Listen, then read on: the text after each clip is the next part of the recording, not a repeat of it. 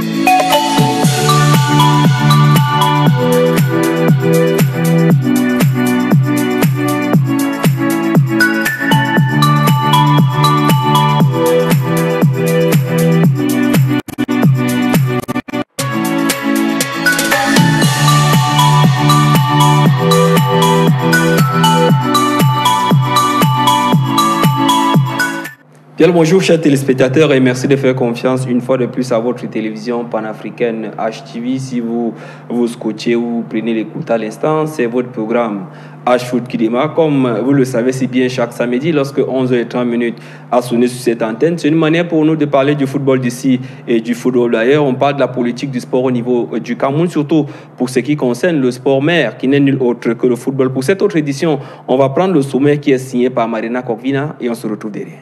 Bonjour chers inconditionnels de H-Foot. Au menu de cette édition, Lyon en club. Le Paris Saint-Germain perd face à Reims sans Choupo-Moting. 3 Camerounais dans le 11 type de la semaine.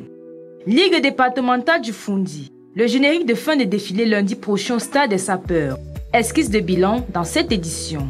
Lions indomptables. Antonio Conceição succède à Clarence Seedorf. Les péripéties de son arrivée, les premiers choix du nouveau staff et les défis. Lyon A', Yves Clément Arroga sur le terrain. Il a visité tour à tour Edin Sport de l'Alequier, Apégens de Fou, Canon et Dragon de Yaoundé. Ces chantiers dans cette édition. Championnat professionnel 2020. D'un passage à 20 clubs. La super coupe entre Stade Renard de Melon et UMS de Loum annoncée le 13 octobre à Bafoussam. La crise persiste entre la Fédération camerounaise de football et la Ligue de football professionnel du Cameroun. Bonne dégustation et à samedi prochain. On dira merci à Marina Kokvina en espérant qu'elle est bien positionnée devant un plat à tête de coq. Elle qui est l'allée qui est bien de choses à elle. Merci encore de la confiance. Elle fait partie du service des sports de HTV. Si on a convenance du menu qui nous attend ce matin ou encore pour cet après-midi, on va commencer comme les droitiers, j'aime bien le dire. Je suis droitier, j'ai fait la part belle à cette rotation de la montre. On commence par la droite. C'est un de nos confrères, il arrive pour la première fois dans ce studio. Il officie pour baromètre communautaire, mais il a une particularité depuis un moment, c'est ce pénalty. Il va nous expliquer cela. Bien le bonjour et bienvenue, Christian Dimadé. Bonjour, Fix Daniel Injek. C'est un plaisir de revenir dans les studios de HTV et c'est un plaisir de faire mon baptême du feu dans votre émission H-Foot. Christian, qu'est-ce qui fait la une, qu'est-ce qui fait l'actualité du côté du baromètre communautaire? Le baromètre communautaire est en congé pour le moment. Nous avons observé un petit congé. C'est la raison pour laquelle mon concept de penalty se fait de plus en plus ces derniers jours, vu que je suis en congé. Le penalty dont vous aviez fait allusion tout à l'heure, c'est un concept qui vise à s'intéresser aux questions de gouvernance du sport et aux faits marquants de l'actualité majeure dans le sport. Et votre dernier penalty, je crois que c'est ce matin, c'est sur notre confrère Guy Roger Obama. Et la dose matinale de sport, vous faites aussi la part belle au confrère, lui qui arrose la capitale lorsque 6 heures a sonné sur les antennes, la 100.1 Magic FM. Tout à fait. Vous savez, il fait partie des reporters les plus dynamiques sur le terrain. Chaque matin, comme vous l'avez dit, c'est lui qui révèle la capitale avec son émission d'actualité teintée d'humour, appelée la dose matinale du sport, qui a la particularité de ravir beaucoup d'auditeurs le matin, de réveiller beaucoup d'acteurs du sport pour se mettre à la page de ce qui se fait en termes de développement sportif dans le territoire camerounais. Donc, il a fallu qu'on lui tire un coup de chapeau parce que, effectivement, on parle très peu des nôtres, des médias, des confrères qui font la promotion du sport. Eux, ils sont altruistes, ils pensent aux sportifs, ils posent les problèmes des sportifs tous les jours, question de primes, question de prise en charge des athlètes et autres. Mais on parle très peu d'eux. Et surtout, lui, il utilise un style qui permet à tous les Camerounais de comprendre, comme on dit le plus souvent dans le langage courant. Il a un langage courant dont se reconnaît facilement le citoyen lambda. Voilà, qui est bien dit. Merci infiniment et surtout pour cette fleur, cette part belle à notre confrère. Notre confrère est à vos côtés ce matin. C'est pratiquement une émission des journalistes, des communicateurs. Elvis Christian Thiagé, on l'a connu à une époque du côté de la radio Tchémini-Siantou, mais depuis un moment, il signe pour un site internet bien connu du côté de la Belgique et qui est installé au Cameroun. Elvis Christian, bien le bonjour et bienvenue. Bien le bonjour, Indjek Fils Daniel. Bonjour à tous les co-panélistes. Et je peux vous rassurer que je suis très content de me retrouver dans vos studios. Ce n'est pas tous les jours qu'on me donne l'occasion, n'est-ce pas, de me retrouver sur un plateau de télévision. HTV est en train de faire son bonhomme de chemin avec des journalistes aussi chevronnés et aussi capés que vous. Je suis certain que tout ira dans le meilleur dans les tout prochains jours. Et dans votre site, qu'est-ce qui fait la une aujourd'hui? On sait que vous avez peut-être traité la question du nouveau sélectionneur, la question de la liste et bien d'autres. Vous vous rappelez d'abord le site, on a semblé oublier un peu. Ça, en général, c'est camer.be. En particulier, c'est camersport.be. Je travaille pour camersport.be. C'est un groupe de sites qui sont créés il y a déjà pratiquement 20 ans, juste au début de la création des sites au niveau du service de l'information de Camerbi.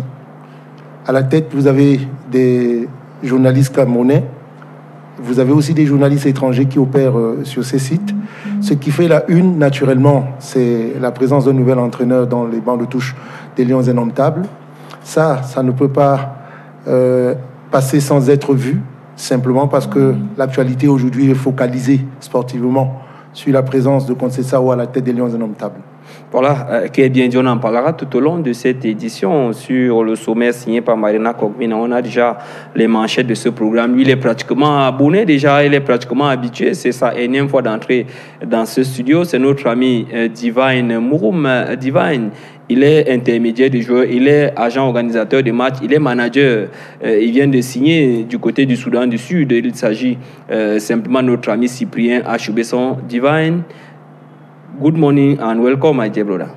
Thank you. It's always a pleasure being here, and also it's a pleasure sharing ideas in sports. Also want to say good morning to your televiewers and all those who follow your program. Vous nous faites confiance pour une fois de plus, Divine. Yeah.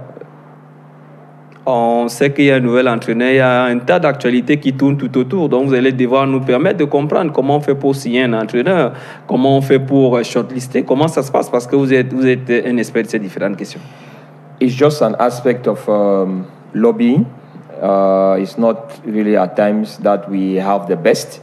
It's an aspect of lobbying and the interest which the employers are wanting to have. For example, the Ministry of Sports and Physical Education for Cameroon and FECAFU this time around put a lot of accent on the amount which the coach was requiring as salary. So they were looking for coaches who did not actually pose big salary. That was one of the problems with Goose Paet. The salary range, the federation and the ministry could not meet up to that, and that is why in the shortlisting, they had to go down to the next person who was willing to take what the federation was offering. Bien que cette fois, ça a été un peu comme si c'était secret, on s'est posé toutes les questions et finalement, la fumée blanche. On connaît déjà, c'est désormais un Portugais qui va officier à la tête des Lions Indomptables du Cameroun. C'est un Camerounais espagnol qui va officier à la tête des Lions à Plume du Cameroun. Tout à l'heure, on donnera la parole à ces derniers tout au long de ce programme. Mais permettez-moi d'introduire le quatrième intervenant pour que le panel ou encore le quorum soit atteint. Il est juriste, il est communicateur, il s'occupe ou encore il est le chargé de la communication du cabinet parlementaire Paul-Éric Diomgwe du côté de Tchinga où sont situés les locaux de ce dernier. Il s'agit de Franck-Lucien Mémé qui est aussi écrivain, qui est journaliste à la base. Bien le bonjour et bienvenue Franck-Lucien Mémé. Bonjour Daniel Fils Lignac, bonjour à tous les téléspectateurs de cette chaîne de télévision et notamment de cette émission Corue que j'ai souvent eu l'occasion de regarder à la maison. Est-ce qu'on vous a bien présenté toutes ces casquettes? Est-ce que vous écoutez, parfois ça a l'air encombrant ou alors ronflant, mais voyez-vous, Dieu fait des dépôts en chacun d'entre nous et nous partons dans des écoles. Et quand nous avons achevé, il faut bien qu'on puisse être présenté suivant ces différentes formations ou ces différents profils. Et lorsqu'on prend la parole, lorsqu'on prend la parole, quelquefois, on est obligé de se retrouver dans le chapitre du journaliste, du juriste ou alors du consultant en leadership. Et tout ça, ça nous convient, et puisque c'est notre bagage. Bon, on va peut-être commencer avec vous. Vous êtes membre d'une commission du côté de la Ligue départementale du Mfundi. Tout à fait. On va dire après moult tractations, ça n'a pas été évident, mais au final, on connaît déjà les clubs promus en 3e division, à savoir Indomable, qui nous a fait l'amitié parfois lorsqu'on a le plus souvent les centres de formation. Et si on les fera revenir, on a une équipe prisante. Une équipe qui nous a beaucoup intéressé en milieu de semaine dernière du côté du stade des sapeurs-pompiers de Bomani. Une 3e équipe qui est promue. Oui. À côté de cela, la Potier, où on aura les awards lundi prochain au stade des sapeurs-pompiers de Mbouman. On connaîtra le représentant du centre pour ce qui est de la Ligue départementale du Mfundi aux Interligues édition 2000, pour la saison 2018-2019. Peut-être avant de vous passer la parole, on va repartir de l'autre côté de la réalisation. On va prendre ce bilan qui est dressé par le président de la Ligue départementale du Mfundi. Il s'agit d'Akou et Pierre Domingo et on vient commenter derrière. C'est le sentiment de tout acteur de football, de voir qu'on peut jouer et surtout jouer dans les règles. Parce que ce qui nous gêne, nous les acteurs de football, c'est que nous nous fixons nous-mêmes des règles, mais nous n'arrivons pas à les respecter. Or, il n'y a pas de jeu, comme j'aime à le dire, sans règles. Aujourd'hui, le Mfundi est pratiquement en train de boucler. Nous sommes là en train de jouer les barrages pour les clubs d'arrondissement qui devraient en principe accéder en département. Et donc, je crois que comme tout acteur, c'est bien que ça se termine sans incident. Et pour ce qui est de la D3, comment ça va se passer? Bon, de la D3, je crois que c'est toujours la même chose. C'est-à-dire que vous avez là 4 sous-poules, dont les premiers, comme l'exige le règlement, seront retenus pour faire donc des barrages. Et puis, en demi-finale, en aller simple, bien sûr. Et puis, une finale qui va s'achever par le vainqueur, qui en principe, au cas où, par rapport au nombre des clubs qui seront souhaités, celui-là pourra donc être notre représentant. Président, quelles sont vos satisfactions pour cette saison? Bon, la satisfaction, c'est déjà que, il faut le dire, il ne faut pas cracher là-dessus. Nous avons émis 2 réserves pour commencer le championnat. La première réserve était, n'est-ce pas, qu'on mette à notre disposition le chèque. Ça a fait les émules que ça a fait. Voilà qui est bien dit par le président Akou et Pierre Domingo. On se retourne vers vous, membre d'une commission dans la Ligue départementale du Mfundi. On sait qu'on a fait une interview incendiaire au président Akou et au président Saint-Fabien de la Ligue régionale lorsqu'on était au Caire en Égypte, parce que ça tardait à démarrer, il y avait une question d'échec qui se posait. Mais la Ligue du Mfundi, au-delà de ces péripéties, a quand même réussi à organiser les activités et on est pratiquement à la fin. Bien, commençons par préciser qu'il s'agit de la commission d'homologation des disciplines, dont je suis le rapporteur. Et cette commission a été à peu près confiée à notre cabinet. Je suis dans un cabinet juridique qui s'appelle GA Partners Consulting. Et c'est nous qui tenons cette commission délicate et très importante de cette ligue. Et la deuxième chose qu'il convient de dire, c'est de féliciter le président Akoé, qui est un véritable passionné du football et qui tient à l'essentiel. Voyez-vous, au cœur des guéguerres qu'il y a dans la question footballistique au Cameroun, il y a des jeunes gens qui ont choisi un métier, qui veulent l'exercer librement, et pour le leur permettre, il faut les faire jouer. Et donc, la Ligue départementale de Mfundi a tenu, selon les règles, son championnat, et l'apothéose, ce sera pour lundi prochain. Je crois que tout s'est déroulé de manière assez claire, parce que dans les différentes commissions qui aidaient à l'organisation de ce championnat, le président a essayé de mettre dans ces commissions-là des gens qui ont une passion des choses bien faites, des gens qui aiment accompagner ce qui est bien organisé. Et, in fine, on aura une finale et surtout, on aura des awards. Vous aurez à ce niveau-là, ce n'est pas toujours évident. Vous savez que quand il en existe, ça n'existe qu'au niveau du championnat d'élite. Ça existait. D'ailleurs, je dis quand il en existe. Donc, aujourd'hui, on va penser que au niveau de la D4, on peut savoir qui est meilleur buteur, qui est meilleur joueur, qui est meilleur gardien. Au niveau de la D3 aussi, ça participe de l'encouragement des garçons à pratiquer ce football. Ça peut créer un fichier. Oui, ça peut créer un fichier et à encourager les garçons qui ne demandent qu'à jouer et à être reconnus pour ce qu'ils font. Et donc, les vocations, ils vont donc tenir pour devenir, n'est-ce pas, les meilleurs joueurs qui pourront être, pour certains, au niveau de notre équipe nationale, et pourquoi pas d'autres qui vont taper aux yeux des recruteurs et des managers ici au Cameroun. Nous en avons un ici qui pourrait être invité lundi prochain pour voir ce qu'il y a comme matière et qualité au niveau des garçons qui jouent dans ce championnat de D3 et de D4 au Cameroun. Donc, c'est vraiment une bonne chose et nous avons essayé de travailler pour qu'il y ait moins de grincement dedans dans l'objectivité totale.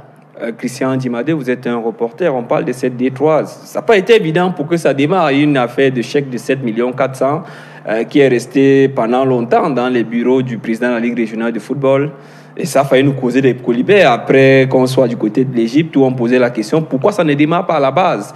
Et que le président Fabien Bogo rappelait le chèque est posé. Il faille simplement que soit le EG ou le président se rapproche de lui pour le récupérer. Mais on dira enfin, on a quand même pu tenir les activités malgré le grand retard. Parce que la saison prochaine devrait déjà démarrer.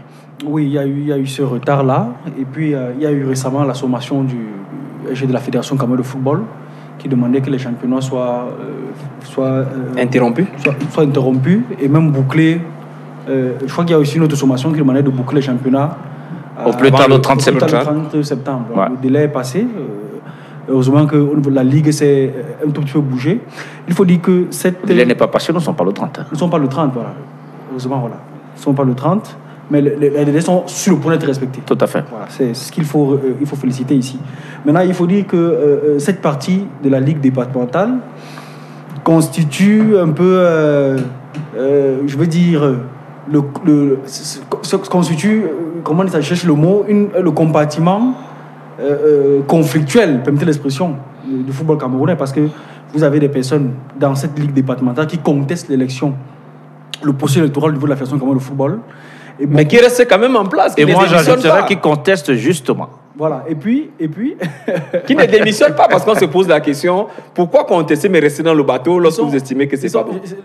On a les jeunes indommables. L'impression que j'ai, c'est que les membres de cette ligue sont à l'affût d'une sentence qui tomberait du jour au lendemain.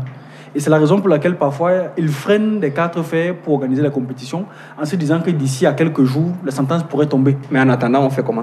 En attendant, il faut bien fonctionner. Heureusement qu'ils l'ont compris, aussi grâce aux sommations de la Fédération. Ils ont eu pratiquement 19 millions pour fonctionner en ces 3 mois qu'ils ont pu tourner. 7 400 000 plus 12 millions après, voilà. Et la Fédération a libellé entièrement l'échec. Voilà, parce qu'il faut... Il faut aussi encourager à ça. Non, il faut encourager, il faut reconnaître ça à la Fédération camerounaise de football, qui a permis que ça se joue en mettant les moyens. Voilà, bien que vous la contestiez. Oui, mais écoutez, ils ont mis les moyens. Bon. Lorsque c'est bien, c'est bien. On va avancer avec Elvis Christian Thiagué. Il y a quand même qu'en 4e division, ça s'est joué avec près de 40 équipes, mais ils ont réussi le pari. Comme on voit à l'antenne de l'autre côté avec la réalisation, on voit cette équipe des prisons. Ce sont les gardiens des prisons de Koundengui qui évoluent dans cette équipe. Il y a cette jeune équipe Académie d'Indomables qui est promue en 3e division. On connaît déjà les 3 qualifiés, des 3 équipes appelées à disputer la D3 l'année prochaine. Il fallait quand même y arriver. Et surtout, moi, c'est la particularité avec cette équipe des prisons, des gardiens des prisons qui, chaque mercredi ou chaque jeudi, se mettent ensemble pour tirer sur un ballon. Oui, on dira bravo à ceux qui organisent le football au niveau des amateurs. On dira bravo à la Ligue départementale du Mfundi qui aura fait son travail. On conclura en disant que tout est bien qui finit bien parce que cette équipe de prisons démontre que le football, malgré, n'est-ce pas, les soubresauts qu'il connaît ça et là au niveau de son organisation, se joue quand même sur le terrain. Ouais. Il y a beaucoup de jeunes garçons qui aujourd'hui ont pris pour métier le football. Donc l'occasion leur a été offerte, tout au moins dans le Fundi, de démontrer que ce sport existe encore ici et de démontrer que ceux qui coordonnent ce sport au niveau départemental auront fait leur travail. C'est très bien, il faudrait apprécier. Tout à l'heure, Franck Mémé le disait, il le disait à haute et intelligible voix. Lorsque c'est bien fait, il faudrait reconnaître que c'est bien fait simplement. Voilà, qui est bien dit. Divan, on prend rendez-vous lundi prochain au stade des sapeurs-pompiers pour la boucle, pour la fête, si on peut se le dire dans le Fundi. Oui, lundi, c'est là je vais passer, c'est au stade Sapeur de Mimboman. Je suis arrivé c'est une journée festive pratiquement de ce côté. Oui, je suis arrivé là-bas plusieurs fois pour regarder les équipes s'entraîner et même l'année passée pour regarder, je crois, 2 ou 3 matchs de la Ligue régionale. Donc, and there you can be having some good players. So Vous pouvez with your good eyes, you can. Surtout que le meilleur joueur de la D3, la D4 seront le meilleur arbitre, le meilleur entraîneur. Donc voilà, pour ceux qui pouvaient constituer le package de ces ligues départementales du foot, H-Foot donne la parole au football amateur, au football professionnel et même du côté de l'étranger. On va rester dans cette même mouvance. La saison est annoncée, on ne sait pas quand, mais on parle du 13 prochain. Ce qui permet en une seconde, 30 secondes. En 30 secondes. Pour dire que quand tu regardes le nombre de buts que les garçons marquent, il y a des matchs où tu as des 9-0, des 11-1, On se fait plaisir. On se fait plaisir, les garçons ils marquent et c'est pas n'importe quoi, c'est-à-dire qu'il y a des actions d'éclat qui sont menées et donc on sent qu'il y a du talent. Et ce talent-là ne demande qu'à jouer. Donc il faut qu'on se départisse un peu de ces guéguerres au niveau fédéral et dans les ligues pour laisser les garçons jouer parce que c'est ce qu'ils ont choisi et ils en ont à vendre dans les jambes. Voilà, qui est bien dit. Donc, I'd like to add one aspect of saying I was really encouraged with what President Fitche said during his interview. And that is what I think we need to start doing in Cameroon. Let's not mix the politics and the football. President Fitche said they should put Semenge in his rights, but they should leave football to play because the players want to play. Yes. So they should permit them to play and then keep politics apart. And that is something which I think if President Domingo Akwe has understood and they have permitted that their league should play and go on. In all over Cameroon, all leagues are ended. So you see it's only in Yaoundé, in the center, that they are still going on with leagues, which I think is not something normal for our football in Cameroon. So we need to learn to start keeping our politics apart and then we leave the players to play. But I can assure you, at Littoral, it's not ended because yesterday or 2 days ago, they have very big problems. They have quarrels with referees and so many things like that. With all the commission, they are in quarrels now. At the moment we are talking. So voilà, things are not well managed there. Le football doit rester sur le terrain. Mais Christian, on va avancer, Christian. En 2 secondes maximum. On va avancer dans notre conducteur. Ce que les téléspectateurs ne savent peut-être pas, c'est qu'on prend réellement du plaisir à regarder le football amateur se jouer. Quand vous allez regarder les matchs de Ligue 2, Ligue 3, je vous assure, vous êtes émerveillé par le talent de certains jeunes. Et vous voyez très peu cela au niveau de l'élite. Pas d'ici de la première division. Tout à fait. Et c'est davantage... Le football à l'état de nature, si on peut se le dire ainsi. Oui, c'est davantage stimulateur que d'organiser des awards qui récompensent ces jeunes qui parfois ont l'impression qu'ils ne sont pas regardés, qu'ils ne sont pas souvent motivés. Vous voyez, ça va les stimuler à travailler davantage pour mériter mieux dans l'avenir en termes de récompense, en termes de prestige et autres. Maintenant que les awards sont là, la presse se mobilise et vend les joueurs qui sont distingués, c'est un plus. Voilà, nous on y sera véritablement, on portera la voix d'une manière gracieuse et gratuite parce que on aime ce qui est bien fait. Nous sommes des sacrifiés. Nous sommes des sacrifiés. On va faire la part belle, on va tendre la pêche à un de nos confrères du côté de Douala qui a compris cette inertie. Le championnat ne démarre pas. Il s'agit de Souleymane de Bipanda Info qui organise un tournoi depuis avec 10 équipes au départ. Nous sommes rendus à la finale, je crois, cet après-midi. Il y a des équipes comme Union de Douala, comme des équipes comme New Star de Douala, des équipes comme Dynamo de Douala et bien d'autres qui ont pris part à ce tournoi du côté du stade de Sikam de Douala. Un mot sur cette initiative de notre confrère Soulé de Bipanda Info. On sait que le président, il y a la CEF ou encore la SEC qui voudrait organiser notre tournoi comme ça ici dans la cité capitale qui est en pleine gestation. Mais il faut déjà encourager Soulé pour ce qu'il a pu faire. Naturellement, surtout quand on sait que le football aujourd'hui c'est l'entreprise et qu'en entreprise on a besoin de marketing pour être vu, pour être revendu. Voilà un produit qu'il a sous la main. Nous espérons simplement que dans les années futures, il va pouvoir garder... On voit un stade ici comme plein bondé de monde. Archi plein, archi comble. On n'a même pas où se tenir parce que moi, j'y ai fait un tour il y a 2 jours, rassurez-vous. C'était pas facile de pouvoir regarder un match simplement parce que les gens en ont besoin. Il n'y a pas de championnat aujourd'hui, donc les gens peuvent se contenter du peu qu'ils ont. Mais ce peu-là peut être un grand peu. On va le dire comme ça. Donc, il a un produit marketing entre les mains, à lui de savoir revendre, à lui de pouvoir faire savoir aux différents annonceurs qu'ils peuvent être là et qu'ils peuvent même estampiller les maillots au nom de leurs différentes entreprises pour que leurs entreprises soient vues et revendues ça et là. à travers on va dire, et c'est la particularité, Franck-Lucien Mémé, c'est que c'est un tournoi qui se joue sur 5 jours, d'une manière intense, et les clubs sortent pratiquement de la phase des PPG, comme on dit souvent, la préparation physique générale, et ça va permettre à dégourdir les jambes. Tout à fait. Écoutez, ça vient à point nommé. Écoutez, il n'y a pas de championnat. Tout est bloqué, on ne sait pas quand ça va démarrer. Et il faut bien que, même quand ça va démarrer, on puisse avoir des clubs qui ont de quoi vendre dans les jambes. Les spectateurs, quand ils viennent à un match, ils veulent voir du jeu. Or, on ne fait pas du jeu quand on n'a pas pu s'entraîner. Et donc, cette préparation de pré-saison, ça se fait ailleurs. D'ailleurs, le promoteur a calqué cela sur ce que font les Real Madrid, les Arsenal en ouverture de saison. Sauf que eux, à la différence d'ici, ils savent exactement quand ils vont commencer. Et donc, on dose ce travail là juste quelques jours avant le début de saison. Maintenant, lui, il peut achever cela avec ses clubs de la région du littoral qui seront en jambes pour la semaine prochaine. Et si on attend encore un mois pour que le championnat démarre, ça va être difficile. Donc, mais ça permet quand même à ces clubs-là de se faire voir. Et comme c'est couru, comme disait Christian, Thiagué, écoutez, ce n'est que bénéfice pour les footballeurs, parce qu'en même temps, il y a des primes qu'ils reversent aux vainqueurs dans ces équipes-là. Donc, ça leur permet d'avoir quelques moyens pour préparer la saison.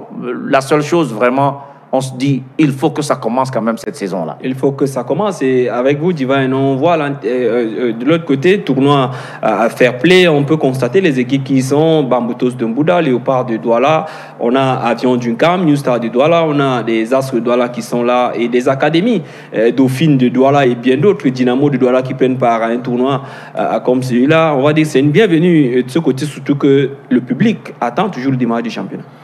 Yes, that is true. It is something which is very encouraging, and it is something which other countries, as my senior brother said, other countries have been doing that.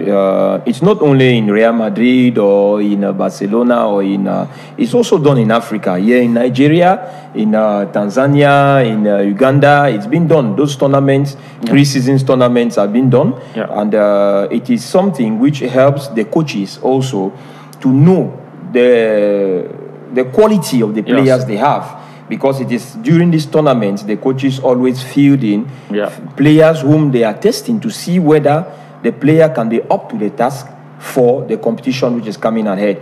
We know when the competition starts, it is 2-3 games a week, and you must have a player who is capable of sustaining 2-3 games a week. That is why you see it's a tournament that is being played in 5 days. You see it is a preparation also for the elite football which is coming ahead.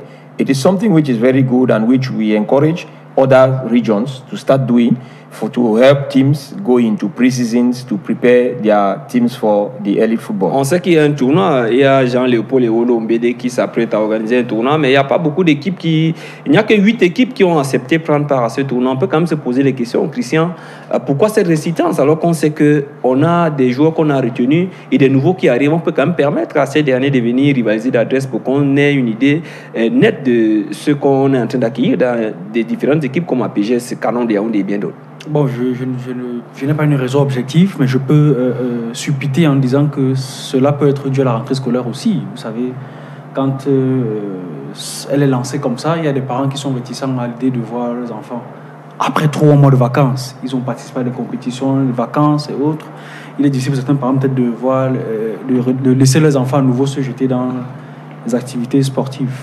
Je pense peut-être, je sais pas, j'ai pas une idée précise. Voilà, on va revenir. Non, mais il faut quand même qu'on se dise la vérité. C'est pas un championnat pour mineurs. C'est un championnat pour seniors qui se préparent. Et donc, et Olo, il est dans la tradition de ce que faisait le président paix à son âme, Lucas Samba, pour aider les équipes de la région du centre à se préparer pour la nouvelle saison. Maintenant, il y a des résistances, je sais pas pourquoi. Dans le championnat départemental, on a eu ce problème-là avec quelques équipes qui disaient elles ont plus de joueurs qui sont des scolaires, et donc il faut qu'on déprogramme leur match. Tout à fait. Or, à la pré-saison, on dit à tout le monde, voilà les jours où on va jouer, tout le monde est d'accord. Et une fois que le championnat est lancé, ceux qui ne peuvent pas être présents tous les jours commencent à vous afficher ça. Non, le championnat à ce niveau-là de Détroit, c'est pas un championnat pour mineurs, c'est un championnat civil. Mais c'est aussi un championnat amateur. Oui, il est amateur. On bosse et on vient jouer le week-end. Il est amateur, on est d'accord. Mais les parents qui ont leurs enfants à ce niveau-là, ils savent que les enfants on peut faire aussi option football, même s'ils vont à l'école, et donc il faut les laisser faire leur métier. Et surtout, les organisateurs doivent trouver un cadre pour permettre aux enfants d'aller à l'école. C'est pour cela qu'on s'entend.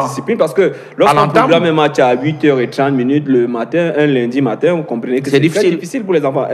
Elvis Christian Thiagué, on va quitter ce tir, on va avancer, on va rester toujours dans le foot pour parler des arbitres FIFA qui ont passé 3 à 4 jours de stage ici dans la cité capitale, le stage MA FIFA, et les experts viennent de l'étranger, et avec la commission centrale d'arbitrage de la Fédération camerounaise de football, il y a une trentaine d'arbitres qui sont de rendez-vous d'un hôtel de la place. Il y a des séances vidéo, des séances pratiques, des séances sur le terrain. C'est la bienvenue en attendant le démarrage de la saison, Elvis Christian Thiagué. On ne peut qu'apprécier cela parce que tous les jours, les lois du jeu avancent, encore que les interprétations se font des fois de façon poussive sur le continent africain. C'est une très belle occasion pour nos arbitres de pouvoir se joindre à ceux-là qui viennent de l'étranger pour, n'est-ce pas, revoir les règles et les normes des lois du jeu ici au niveau du football africain en général et du football camerounais en particulier. Vous savez, lorsque les arbitres convergent vers un pays, les regards sont retournés vers là. La CAF,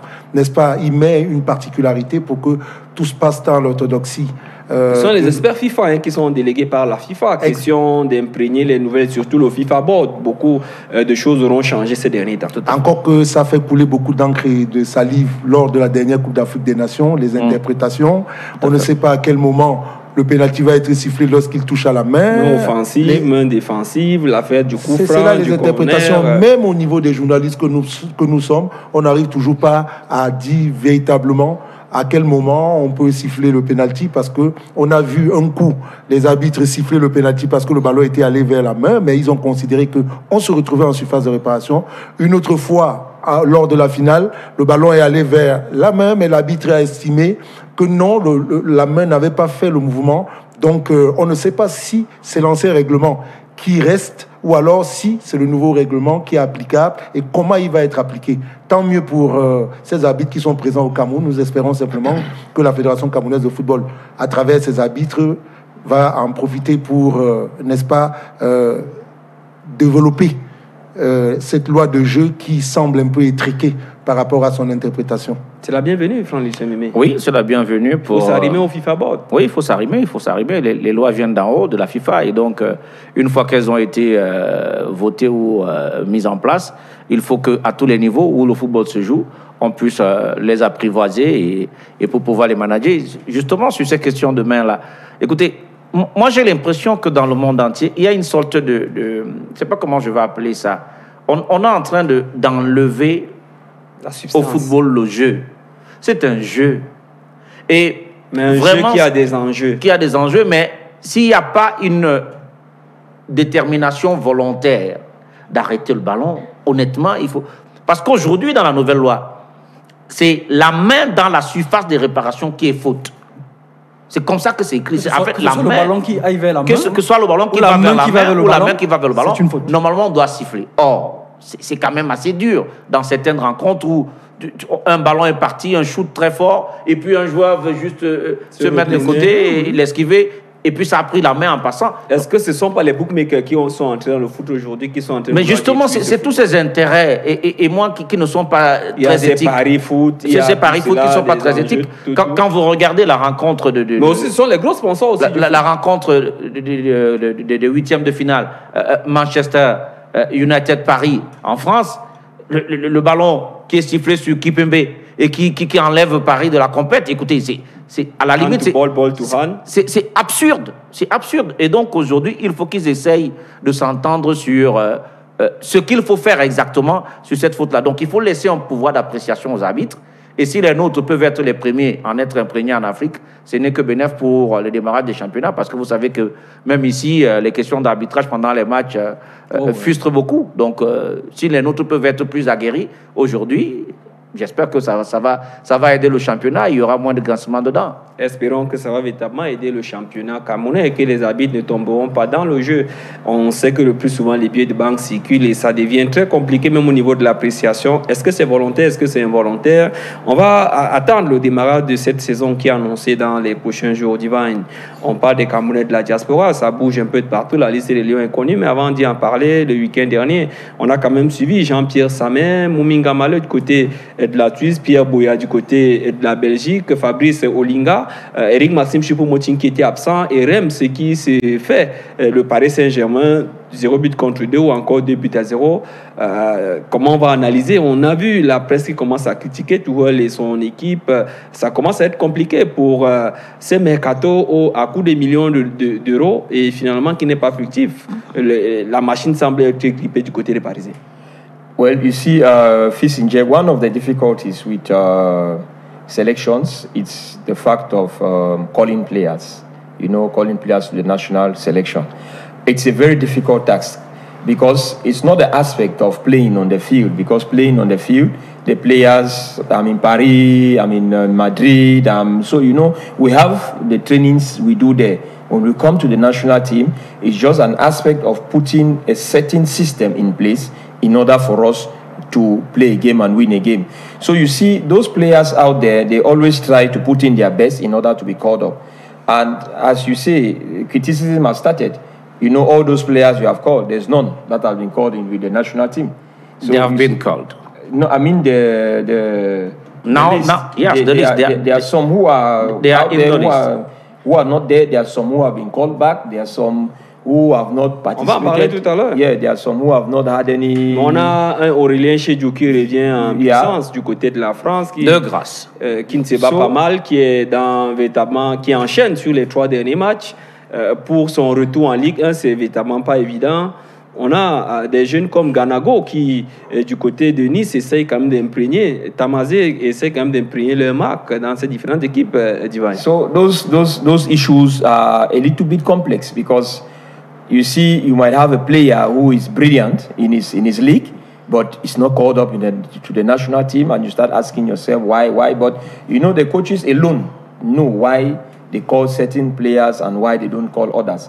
You have called a list of players who actually are amongst the best in Europe, but not all of them have been called up to the national team. And so it is something which our coaches or our scouts, which I think that is one of the things which Cameroon needs to implement.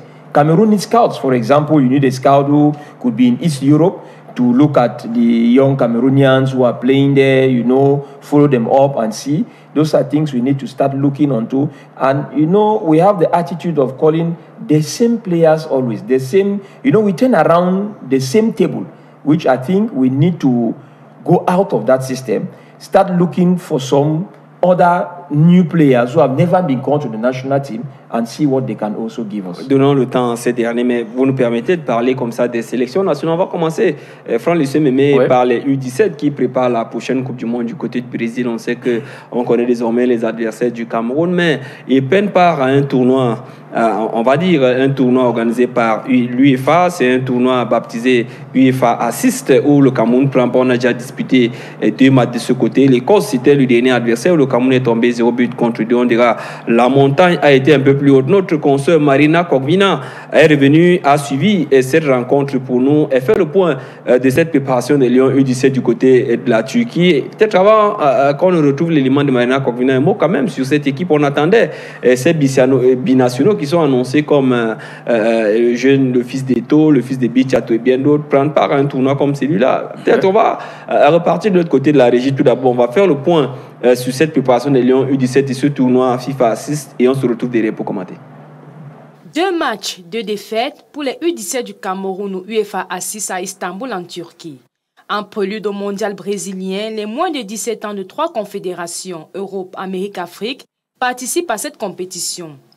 L'objectif de ce rassemblement étant de donner aux différentes équipes qui ont atteint le dernier tour qualificatif pour la dite Coupe U17 la possibilité de concourir à un tel tournoi. Paraguay, Angola, Écosse et Cameroun sont logés dans le groupe 2, tandis que les locataires du groupe 1 sont le Nigeria, le Sénégal, le Guatemala et la Turquie. En match d'ouverture, les champions d'Afrique en titre étaient aux prises face au Paraguay, match perdu par les poulains de Thomas Libby sur le score de 1-3. Échec enregistré de même lors de la deuxième sortie face à l'Écosse. Les bébés lions n'ont pas réussi à rugir face à la sélection écossaise. Menés 1-0 à la mi-temps, ils s'inclinent finalement sur le score de 2-0. La bande à Steve Mvou affronte ce jeudi la sélection angolaise dans un duel africain et surtout de fauve entre Lions et Panthères. C'est un dur apprentissage pour l'équipe du Cameroun à ce championnat. Franck-Lucien Mémé, parlons-en de cette préparation. On va dire la montagne un peu plus haute. 1 but contre 3 face au Paraguay, 0 but contre 2 face à l'Écosse. C'est pas évident. Mais écoutez, c'est pas évident. Tout dépend de comment, avec qui. Ils se sont déjà essayés ici quand ils ont commencé à se préparer. Écoutez, quand vous jouez contre des petits clubs de D3 ou de D1 qui n'ont pas de saison dans les jambes, et puis vous allez subitement vous retrouver avec des pays organisés qui ont des championnats dans toutes ces catégories-là et donc qui mettent un accent. Et ça va vite. Écoutez, on ne peut que vivre ce qu'on vit là. Heureusement, c'est avant la compétition.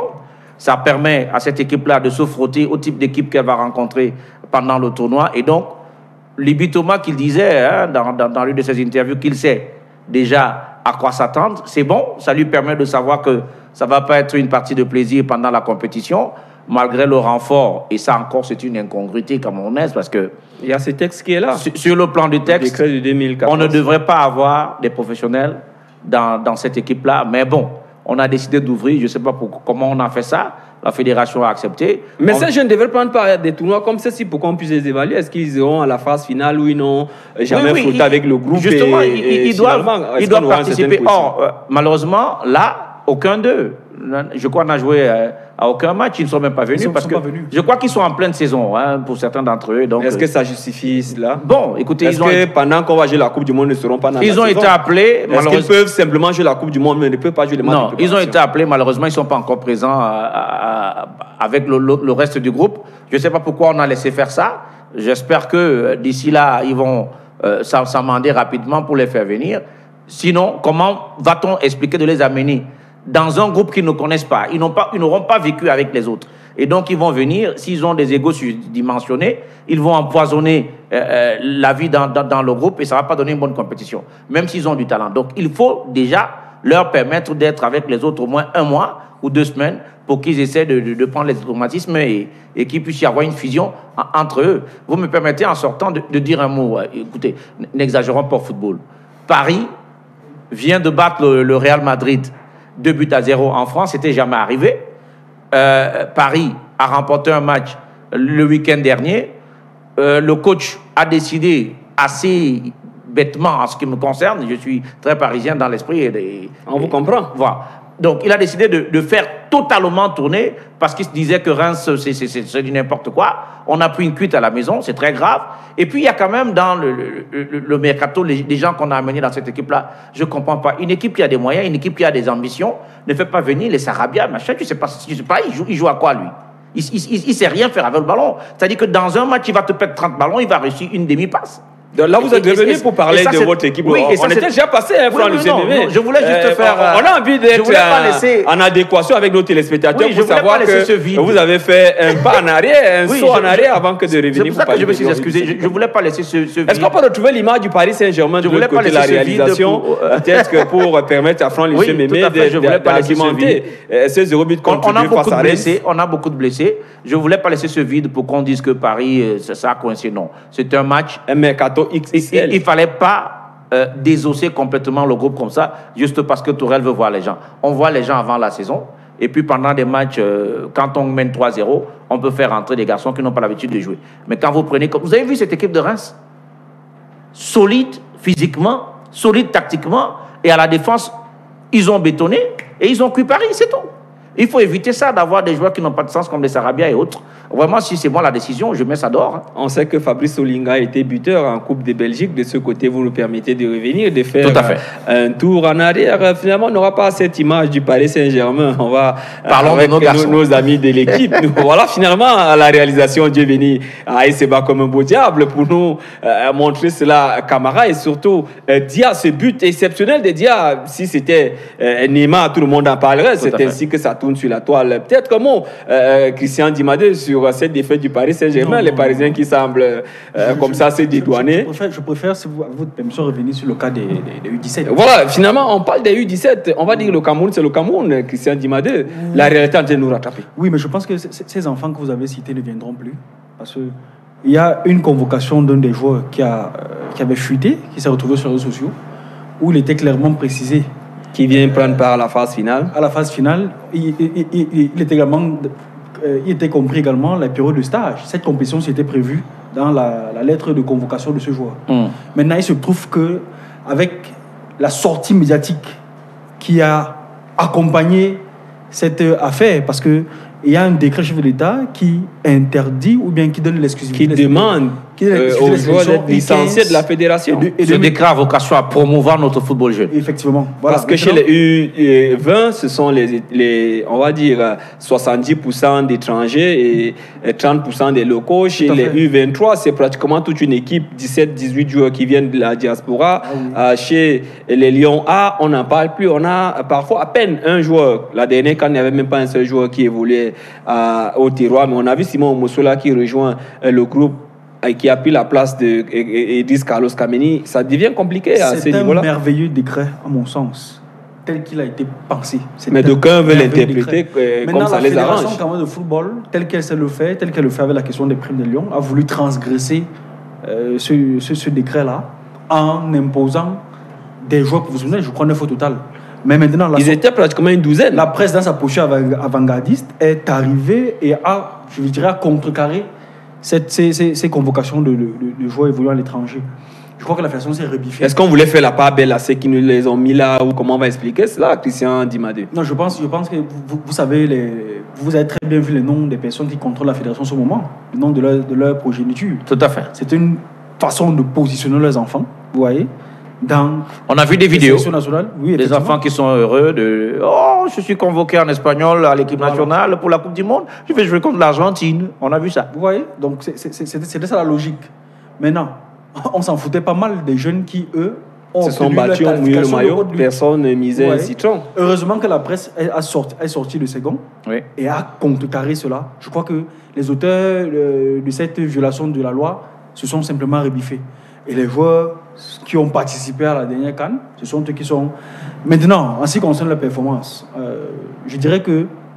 C'était prévisible. C'était prévisible. L'environnement... Et lorsque vous vous souvenez de la compétition précédente que les Lions ont disputée avant la CAN, c'était à peu près pareil. Et ils ont gagné. Et ils ont gagné. Voilà. Donc, il y a pas mal... C'est un galop d'essai. C'est un bon galop d'essai. C'est un très bon galop d'essai. Au compte de ces victoires, je m'en réjouis. Parce que je suis sûr qu'on aura une autre équipe à la Coupe du Monde. Elvire Christian Thiagué, mais il y a peut-être un contour. Il y a certains présidents de clubs qui ont les joueurs dans cette équipe. Il y a certains dirigeants de clubs qui se plaignent déjà du fait que on veut passer par la visite du poignet ou par la visite médicale. Vous savez qu'on a 3 joueurs qui ont été recalés lors de la dernière CAN pour écarter certains joueurs dans ce groupe. Surtout ceux qui dirigent la Fédération camerounaise de football et certaines personnes tapis dans l'ombre. Au jour d'aujourd'hui, est-ce que les pratiques comme celle-là servent ou desservent le football camerounais? Hélas, tout part, n'est-ce pas, de la mauvaise organisation avec laquelle on peut avoir une sélection nationale. Il faudrait bien que ce championnat de jeunes puisse prendre corps pour que l'on essaye, n'est-ce pas, de mettre les yeux sur ceux qui marquent le football des jeunes. On ne peut pas tout de go comme ça aller de club en club pour chercher des jeunes et en faire une sélection nationale et vouloir toujours être vainqueur au cours des différentes compétitions. C'est vrai, le Cameroun est champion d'Afrique, mais ça n'a été que sur la base d'une surprise. Personne ne pouvait parier sur ces lionceaux au moment où ils s'engageaient dans cette... Exactement. Il y a que, par exemple, peut-être Thomas Libi, l'entraîneur, qui croyait en son groupe. Mais nous... Qui reste entraîneur adjoint de cette sélection, hein? Oui, pour le moment. Il y a des postes vacants de ce côté. Et il le rappelle à qui veut entendre que pour le moment, je ne suis pas entraîneur en chef, je ne suis qu'un locataire dans cette sélection. Il n'a pas tort, parce que depuis le décès de Siwe Diallo, on n'a pas nommé un nouvel entraîneur à la tête de cette équipe. Pourquoi cette inertie? U17. Pourquoi cette inertie? C'est comme toujours. On peut le confirmer aussi après des performances. Mais ils ne veulent pas, ils ont des calculs. Chez nous, nous professionnalisons l'amateurisme. Ils ont des calculs, c'est tout. Nous professionnalisons l'amateurisme. Est-ce que vous avez vu, vous avez ressenti que ça gênait quelqu'un au niveau des organisateurs du football camerounais? Je ne le pense pas. Sinon, on ne s'engagerait pas au niveau d'une Coupe du Monde sans avoir nommé finalement Thomas Libi comme entraîneur principal de cette équipe. C'est une honte, mais comme chez nous, on avait donné la honte aux chiens, permettez l'expression, du coup, ça fait que ça ne fait ni chaud ni froid pour ceux qui organisent là. D'ailleurs, eux, ils ne voient qu'une seule chose, c'est que le Cameroun est champion d'Afrique. Lorsque vous en discutez, ils vous disent, malgré tout, nous sommes champions d'Afrique, sans même savoir que le coach qui est là n'est qu'un coach adjoint. Il a reçu 6 demandes d'explication jusqu'alors. Mais vous comprenez qu'on n'aime pas ce qui gagne chez nous. Mais je me pose bien la question de savoir, dans les demandes d'explication, à qui est-ce qu'on écrit? J'espère qu'on écrit bien à l'entraîneur adjoint. Tout à fait. Des Lions. On a dit à l'entraîneur sélectionneur. On écrit à l'entraîneur sélectionneur alors qu'il n'est même pas. Si je suis librement son conseil, je dis tu ne réponds pas.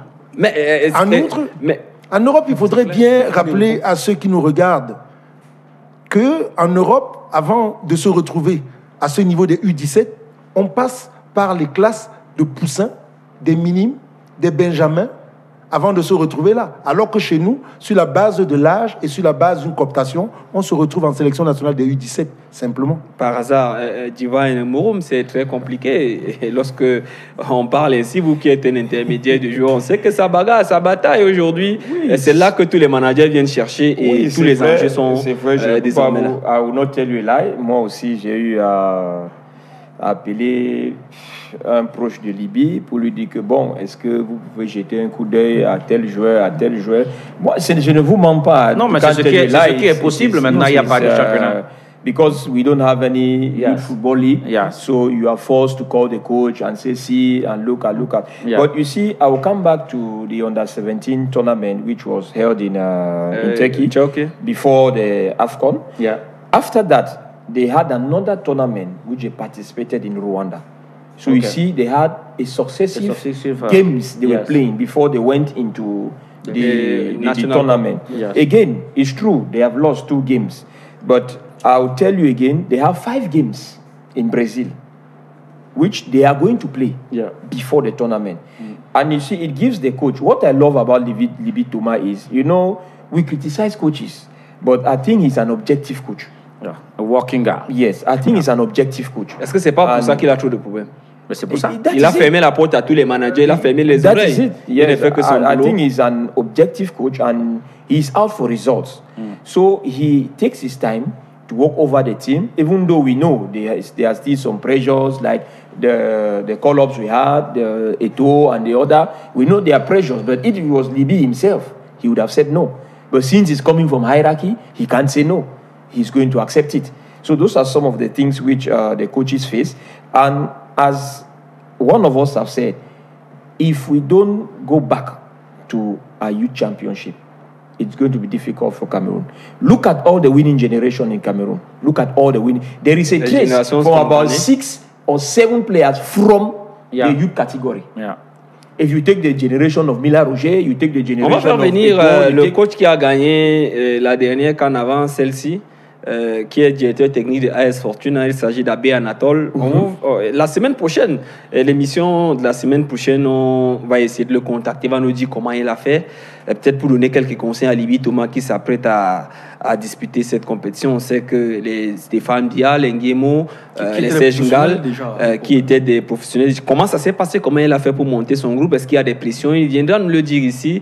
Anatole Abbé, qu'on a déjà contacté, nous sommes en pourparlers. Donc ça, c'est pour essayer de taire les voix discordantes à ce niveau-là. Avant ça, on parle des Lions indomptables du Cameroun et le coach qui est actuellement dans un stage du côté de l'étranger. Et l'équipe est tenue de main de maître par Anon Benadette, qui en est l'entraîneur adjoint. Mais 29 joueuses sont sorties du lot des Neymar. Et parmi ces 29 joueuses, on ne retrouve pas Machia Farida, la joueuse de Braga. On se rappelle encore de la sortie médiatique de sa maman qui estimait qu'après 2 matchs face à l'Éthiopie, sa fille n'a pas pris par école, ne devait plus l'appeler. Le coach ne l'a pas appelé. Marina Kokvina, une fois de plus, est allée scruter cette liste des 29. On fait le point et on se retrouve derrière.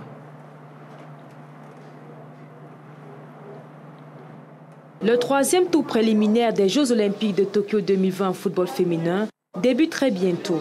À cet effet, le sélectionneur Alem Djemfa vient de convoquer 29 joueuses qui défendront les couleurs du Cameroun face à la République démocratique du Congo afin de continuer son avancée dans cette campagne qualificative pour la zone Afrique.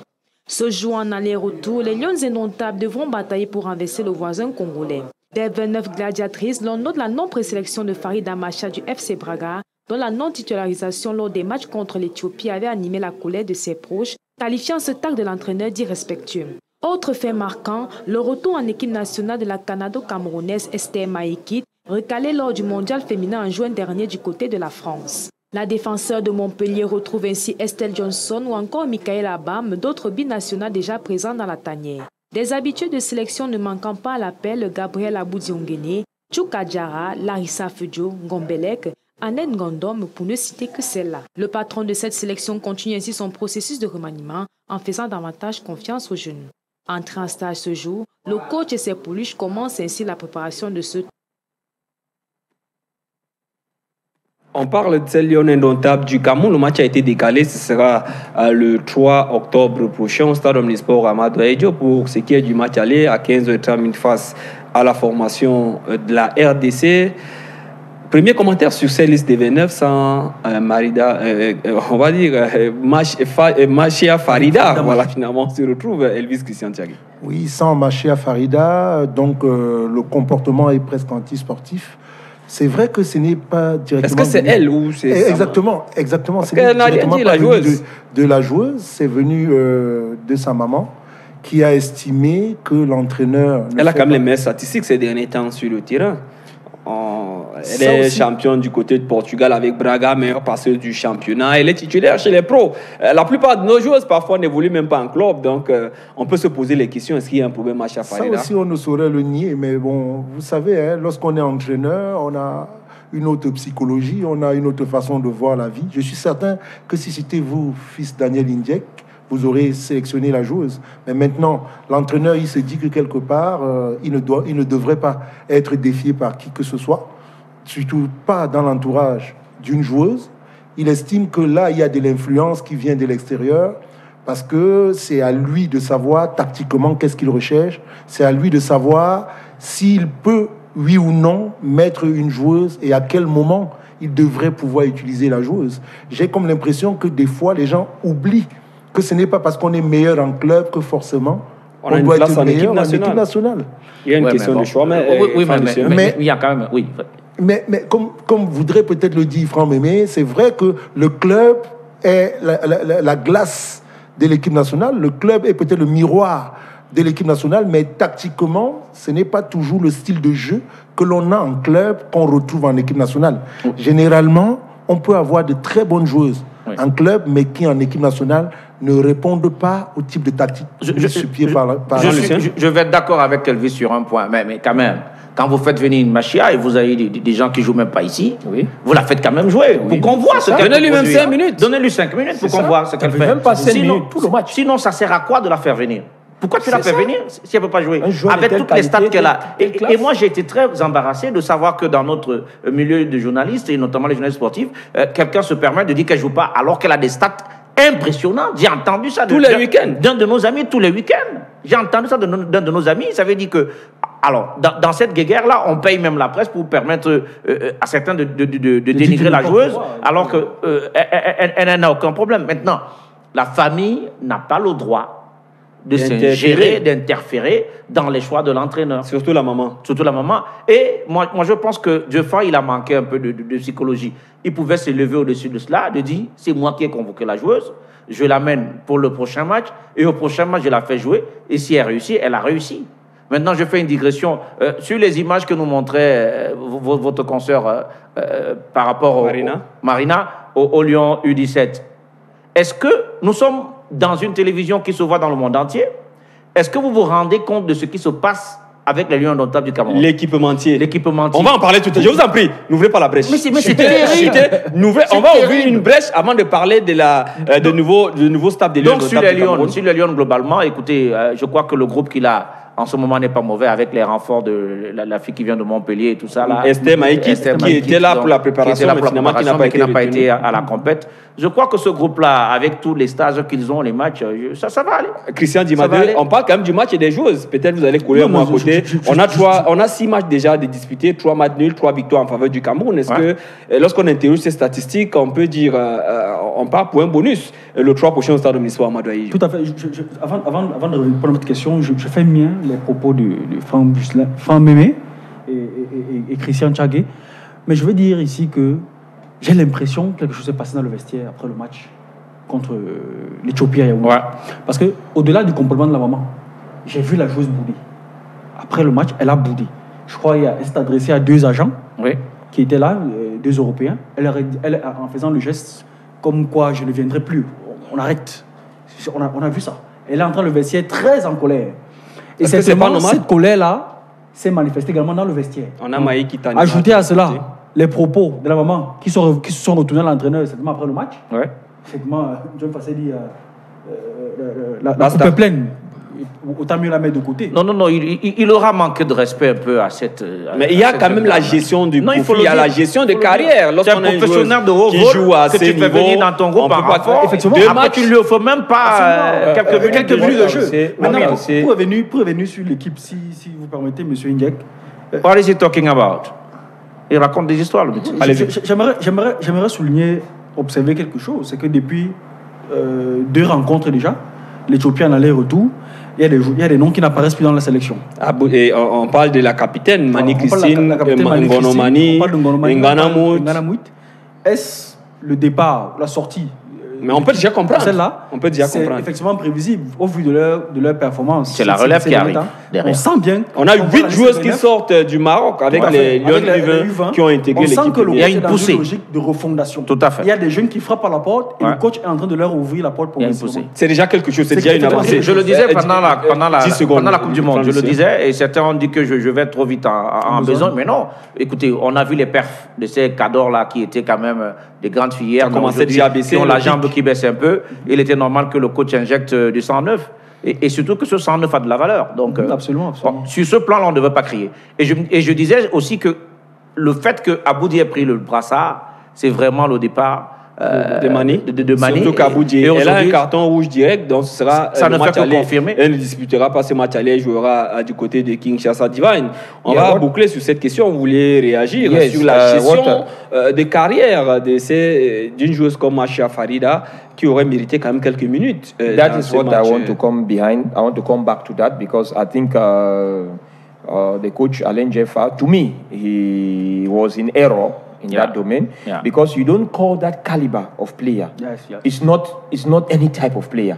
You know, she's a player already above the status of a Nganamout. Yes. She's above that. Yes. And you see, when you're calling such a player, you don't even give 5 minutes. You give her the game. Absolument. If you don't want to give her the game, don't call her. You see, that's the first parce qu'on a vu par exemple au match de retour à Yaoundé, on a mis Isis Sonken qui a joué que 45 minutes, n'a pas tenu. On a ramené Catherine Bengono.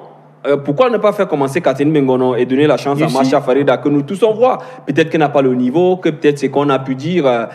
Voilà, autant de questions qu'on peut se poser. The second error is the next game you're playing, you don't call her. Even if she said what or she did what, as Frank has said, you know, you would have called her. Yeah. I'm the one who did doing the selection. Call her to come back. You know, it proves to the public now that, as our other panelists saying, there is a problem behind. So to me, I think it is something which the coach would have handled it in a more psychological manner. Il a manqué de ça. Dans the physical psychologie. Et moi, ça me fait penser que cette équipe est gérée par des réseaux. Voilà, tout à fait. Qui est bien dit. Il n'y a pas que le cas Farida Macha. Je vous permets d'observer également qu'il y a une autre joueur, Alvin Jolet, Ngondia, qui est très compétitive. Du côté du FC Minx. Elle est la seule pratiquement qui est restée de ce côté. Il y a l'impression qu'il y a une certaine mafia. Il y a des mains cachées, des mains. I'll end up by saying that it's not that the Cameroon team, it's not good. It is the circumstance which brings the coach to the team, which is the problem. On va pas revenir. No, we are not going back. On a déjà parlé de ça. I'm telling you because l'arrivée du coach, the population. No, I'm not going into it. What I'm telling you is the public, the football-loving fan, They are not happy. And let me tell you, the number 12 player in every game is the spirit of the supporters. Yes. So you see, the spirit of the supporters need to come back to the team to push the team to victory. That is the team that used to win 10-0, 11-0. On a vu un match difficile au stade But you see, it's the same team that is unable to score a goal. Monsieur Injek, vous ne pouvez pas avoir des joueurs professionnels qui disputent les compétitions de la Champions League.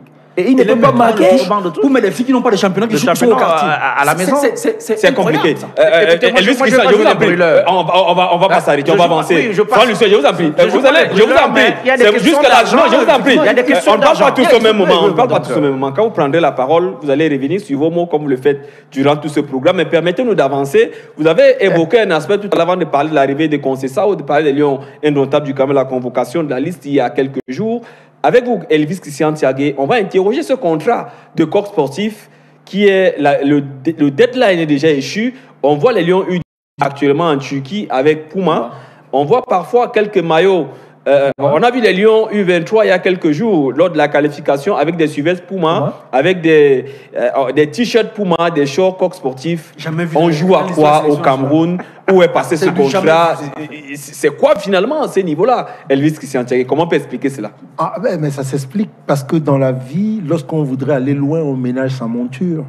Je pense que c'est l'organisation du côté du marketing de la Fédération camerounaise de football qui ne marche pas. Il ne faudrait pas se le cacher. On a beau, n'est-ce pas, vouloir rester sans critiquer la bonne marche de la fédération, mais on finit toujours par être rattrapé par la mauvaise marche que cette fédération a aujourd'hui. On ne peut pas comprendre. Sportif en image de l'autre côté, mais on se pose toujours la question. On ne réussit pas à avoir la cargaison. Par exemple, les Lions U17, on leur fait savoir que Coq Sportif va livrer les équipements lorsqu'ils seront au Brésil. Imaginez-vous le nombre de kilomètres. Et l'autre curiosité, c'est le bus qu'avait offert Puma. Et qu'on a estampillé Coq Sportif aujourd'hui. Où est le bus Coq Sportif? Des incompréhensions. Partez même en Chine, chercher même les maillots. On voit des joueurs. Il y a même des Camerounais. Il y a Moafo qui peut nous dépanner avec Garman, par exemple. Oui, mais juste pour compléter chez Elvis, écoutez, sur le bus, nom de Dieu, c'est le bus camerounais. C'est pas parce qu'il a changé de sponsor qu'il faut le changer totalement. On lui change d'habit, c'est-à-dire on l'habille à la couleur. Mais est-ce qu'on ne peut pas inclure un bus comme celui-là dans la transaction du nouvel équipement? Ça n'exclut pas, fils, que Coq Sportif en achète un autre. Mais où est le contrat de Coq? Bon, voilà le premier problème. Et ce que Elvis parlait, on est dans la honte.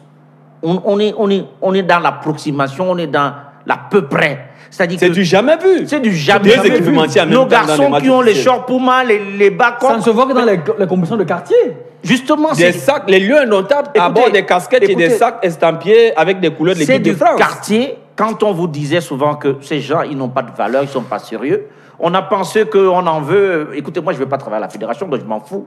À la limite, on me permet de ça à la télé. Donc, c'est des gars qui n'ont pas l'amour de ce pays et qui peuvent se permettre tout ce qu'ils veulent. Ils mettent du noir dans les couleurs du Cameroun. Regardez une équipe de France qui est en stage. Tout est harmonisé. Harmonisé. Si c'est du blanc, c'est du blanc. Si c'est du rouge, c'est du rouge. Si c'est du, mais chez nous, on n'a plus de couleurs. C'est du bleu, c'est du bleu. Et on peut faire des panachés avec toutes ces couleurs-là. Mais chez nous, on se permet du noir, du bleu, du violet. On fait comme on veut autour des Lions indomptables du Cameroun. Je ne comprends pas. Du gris. Les gens oublient que la couleur participe sur le plan mystique des choses qui poussent un groupe. La couleur a un impact. C'est-à-dire que la couleur du drapeau que vous respectez pour pouvoir jouer, ça a un impact parce que les Camerounais prient pour cela. Et donc cet impact-là se dégage. Mais si vous galvaudez ces affaires-là, vous le ressentez dans tout ce qu'on fait. Et c'est pour ça qu'on n'arrive pas à bien jouer. Et pour parler toujours du marketing, moi, je n'ai pas passé le temps seulement à critiquer. J'ai proposé. Lorsque moi j'entends parler de Ligue 1 et Ligue 2 au Cameroun, je suis quelque part éberlué. On a Conforama, par exemple, du côté de la France. Ben voilà. Parfois, on va donner quelques billets de banque, quelques miettes au président de club. Il y en a qui ne comprennent même pas au niveau de la Fédération camerounaise de football qu'en fait, la Ligue 1, c'est un produit et que la Ligue 2 en est un autre. Tout à fait. La Ligue 1 peut avoir son sponsor qui soit différent du sponsor de la Ligue 2. Et le championnat féminin peut avoir un autre sponsor. Tout à fait. Ce sont des produits. C'est autant de sponsors. Le championnat jeune, par exemple. Et maintenant, pour revenir, si on n'a pas de sponsor, pourquoi ne pas appeler notre ligue, par exemple, Super Pro Ndamba 1, Super Pro Ndamba 2, Qui ne comprend pas chez nous que lorsqu'on parle de Ndamba, on parle de foot, parle de ballon. L'amour tropicalisé. Qui ne comprend pas ça? Dans un séminaire marketing, j'avais appelé ça comme ça, il y avait un expert de l'Union africaine qui était venu. Je lui ai dit non, arrêtez-nous vos histoires avec...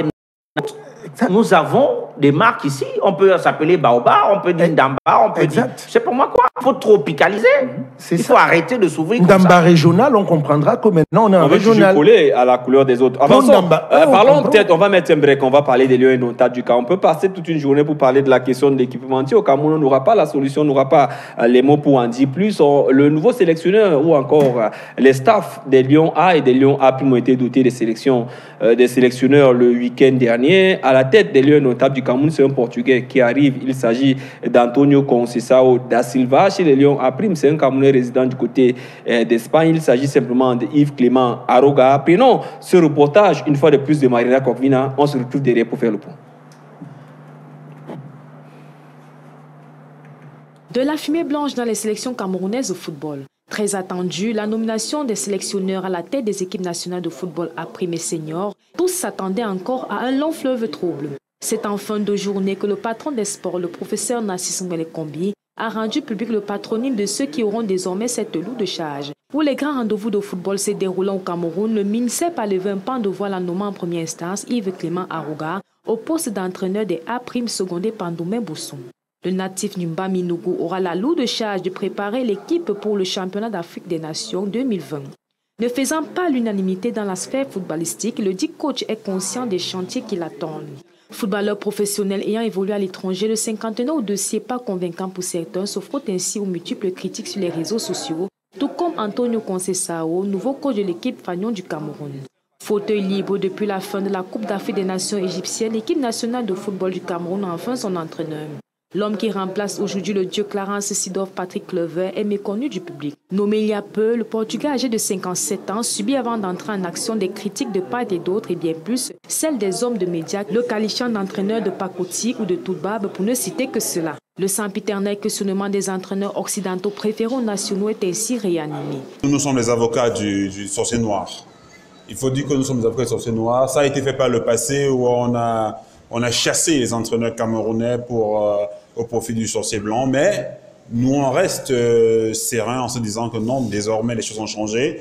Il est possible d'avoir un Camerounais sur le banc des Lions indomptables à une Coupe du Monde, à une Coupe d'Afrique, aux Jeux Olympiques. Le patron de l'équipe des Lions indomptables devra constituer un groupe conquérant pour la CAN 2021 ainsi que qualifier la dite équipe au Mondial Qatari en 2022. Avant d'y arriver, premier test, match amical Tunisie-Cameroun le 12 octobre à Hadès. À la suite de ce reportage de Marina Kokvina, on va donner la parole à l'entraîneur des Lions A' qu'on a rencontré en milieu de semaine. Il est déjà sur le terrain, il a visité tour à tour la formation des Dingsport de la Leke, la formation de la PGS d'Info, la formation du Dragon de Yaoundé, la formation du Canon de Yaoundé, question de s'enquérir, question de prendre contact avec ses, comment on va dire, la corporation, ses futurs collègues sur le plan national. Prenons ce point qui nous est fait par Yves Clément Aroga et on se retrouve derrière pour commenter. Non, mais la confiance est partagée, n'est-ce pas? Et nous sommes là pour le travail et nous n'allons pas hésiter d'aller voir jusqu'en régional, tel que j'avais dit l'autre jour, que s'il faut aller à Ngomokong, je vais aller. Donc aujourd'hui, c'était des visites inopinées, dont les gens sont surpris que nous sommes là, mais nous allons travailler, c'est tout. Et maintenant que vous avez fait Eding Sport, PGS et en ce moment Canon de Yaoundé, quelle est l'impression que cela vous laisse? Non, mais l'impression est bonne parce que bon, au moins les gars sont en train de travailler et nous voyons qu'il y a de l'envie, il y a de l'engouement, n'est-ce pas, dans les groupes. Et voilà, c'est important déjà que nous puissions déjà tâter le terrain et voir que les gars sont au top. Mais coach, vous n'êtes pas seul, vous êtes fait accompagner par votre préparateur physique. Est-ce que c'est déjà les signaux que vous annoncez par rapport au travail? Bon, j'étais clair quand je l'ai dit, j'étais clair parce que notre projet de jeu, notre modèle de jeu va véritablement vouloir que les gars soient bien préparé. Raison pourquoi je suis vraiment content qu'il soit là. Et nous allons travailler dans ce sens, quoi. Donc la préparation physique dans le modèle de jeu que nous allons implémenter au niveau de la sélection nationale, et c'est sans équivoque. Vous êtes déjà satisfait de l'accueil de ces différents? On a vu Pierre Ouemelène par exemple, on a vu Léon et Mézan, pour ne pas citer que ces deux-là qui vous ont accueilli chaleureusement dans les différents stades. Non, l'accueil a été bon, quoi. Donc c'est ça, c'est ce qu'on attend quand on est. Voilà, qui est bien dit par ces derniers. Il n'hésitera pas à aller du côté de Ngoulmakon et un peu de partout. L'entraîneur des Lions a pris. Mais avant peut-être de parler de ces Lions a pris, on va parler des Lions du Cameroun, les péripéties de l'arrivée de l'entraîneur sélectionneur Antonio Conceição. Personne ne l'avait vu venir. Franck-Lucien Mémé à la tête de ces Lions notables du Cameroun. On a annoncé Pouillet, on a Mbouma qui a annoncé sa candidature et bien d'autres. Aujourd'hui sera secondé par François Mambi, par Jacques Songo, des anciens de cette maison qui connaît bien les coins et les recoins. Dites-nous un peu, il y a le docteur Ngadjou qui est resté en place, mais le reste, ils ont été tous balayés. Écoutez, les habitudes ont la peau dure autour du choix du sélectionneur de l'équipe nationale du Cameroun. Sauf que cette fois-ci, j'ai l'impression qu'ils ont un peu respecté les règles. D'après le renseignement que j'ai, Conceição faisait partie de la shortlist. Il était deuxième. Il était deuxième. Très souvent, ils nous disent... shortlist, c'est Franck Mémé, Demadeu et puis Thiagué.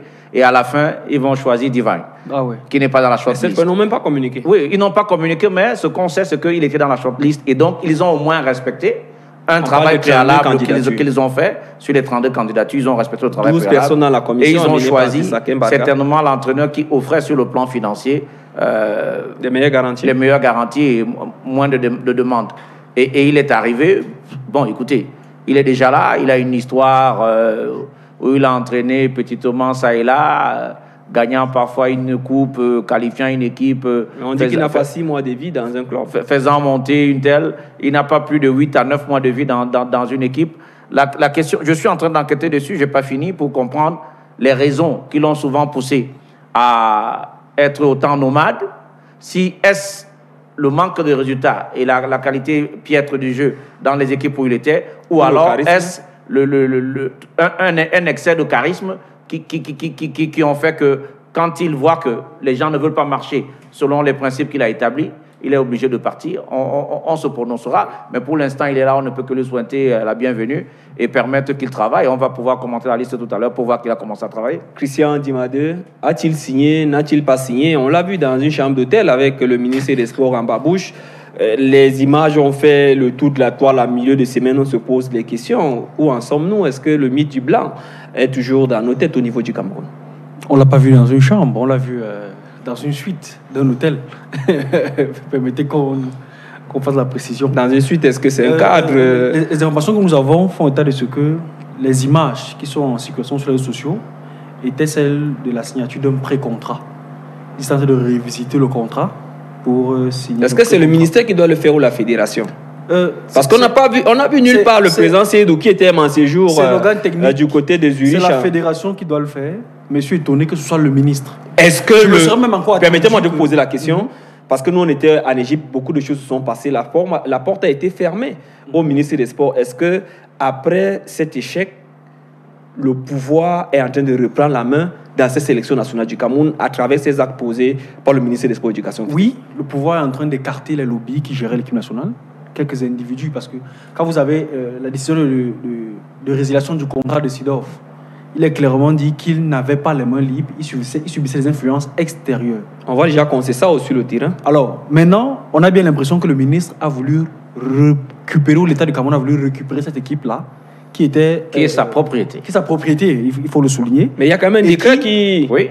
Et qui était... Il y a une convention qui permet de gérer, mais c'est la propriété exclusive de l'État du Cameroun. Effectivement. Cette équipe-là était donc gérée depuis quelque temps par un groupe de personnes qui gère la fédération et qui même influence dans l'ombre les choix de la fédération. Là, le ministre des Sports a voulu récupérer cette équipe-là. Maintenant, je m'interroge. Je vois un ministre dans une suite d'hôtel à moins d'1 kilomètre de son bureau en train de discuter dans avec un tas de documents. On a parlé d'une certaine audience. Notre grand frère René Loga a essayé d'expliquer cela. ce qui explique ceci, mais on essaie, on comprend juste. Mais Christian, vous êtes un communicateur, vous êtes un journaliste. Ils ont échoué dans J'ai envie de poser la question maintenant.